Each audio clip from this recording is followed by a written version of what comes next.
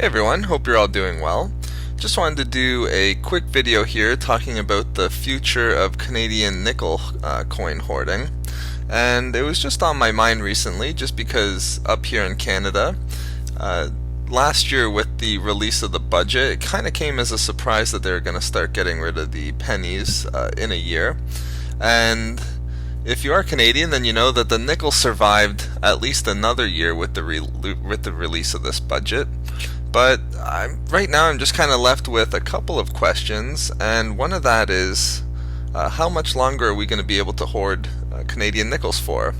And there have been quite a bit of recent news articles, at least going back till January, that kind of indicate that it looks like that we're not going to have much longer to be able to get Canadian nickels. I'm just looking at an article here on CBC, and this was from January 2nd, and in fact I did see some channels cover this article earlier, all the way back in January. I believe Endless Mountain did. But if you scroll down, they're basically making the same point, that the same indications that we're going with with the penny, basically up until it was discontinued, are starting to move over into the 5-cent nickels now. Now, when they say 5-cent coins hoarded by Canadians, they don't mean hoarding like you and I do, because their melt value are greater than their face value. They basically mean that the ease of going out and saving your pennies or saving your nickels, it's a lot easier just to throw them into a jar than having to carry them around and actually spending them each time you go out and buy something. So again, this article is just saying that they're concerned that right now the cost of minting nickels isn't being supported by their efficiency and use within the economy. And again, just this quote here, it does say, we suggest the nickel go at the same time. If there's a little bit of a problem, we get it all over with at once. So this article was basically saying all the way back in January that they should get rid of the nickel along with the penny and not really wait a few more years. But again, just a second article, and I actually saw this article here in print. It was in the University of Toronto magazine, and what they did was they interviewed an economist, a professor from the University of Toronto, and they basically just straight up asked him, will the nickel disappear anytime soon? And he says that it makes sense to get rid of the nickel now. He does make a good point too, that prices were about 6 times higher than they were in the 1960s, and he doesn't really bring up inflation, really the money printing that's the catalyst for those price increases. But again too, we see sort of an economist from the University of Toronto, and I checked out his bio, and he is a pretty high-ranking economist at the University of Toronto. So even within academia, there's sort of a movement here, not just within the Canadian news media, and so it seems like they don't really see a problem with getting rid of the nickels at this time either. But then one last article here from the Globe and Mail, they're basically making the point too that why just stop at the penny or even the nickels?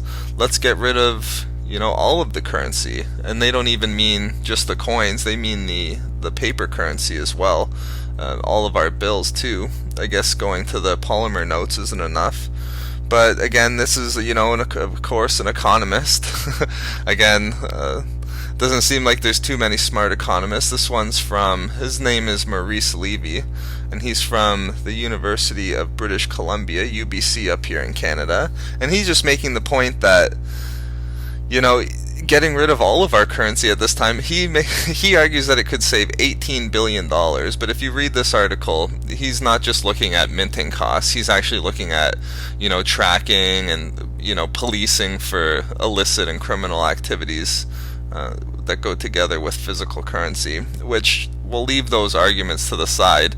But again, he's trying to say that don't stop at the penny, let's try to get everything out of the way all at once here. But again, it just comes, just this last quote here, he says, there will always be a concern when it comes to people's money. Again, he means to with liberties, and also to people just being naturally concerned with the idea of money.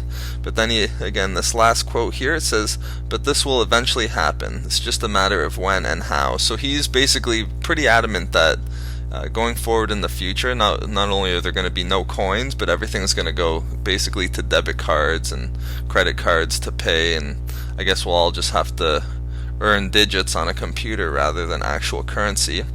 But the only reason why I'm bringing up these articles here is it does leave quite a bit of questions that me and my brother were discussing about coin roll hunting nickels in general. And right now, if you've seen our nickel sorting videos, we do just the 99.9% nickel nickels. Again, all the nickels up here in Canada before 1982 are 99.9% nickel. And we're actually questioning now, I don't think that we're going to have that much longer of even being able to get nickels, pretty much like the penny now. I could definitely see within 3 to 5 years them discontinuing nickels as well. I believe they've done it in New Zealand, and once Canadian society has gotten used to the idea of no pennies, which all the people that I've talked to have seen no problem with it. So once they've gotten rid of the pennies, it's not much more of a step to get rid of the nickels as well. So because I think we might have 3 or 5 years, not only are we going to try to increase the amount of nickel boxes that we do, but we are actually looking at maybe starting to collect the copro nickels up here in Canada as well. The ones between 1982 and 1999 are made from 75% copper and 25% nickel.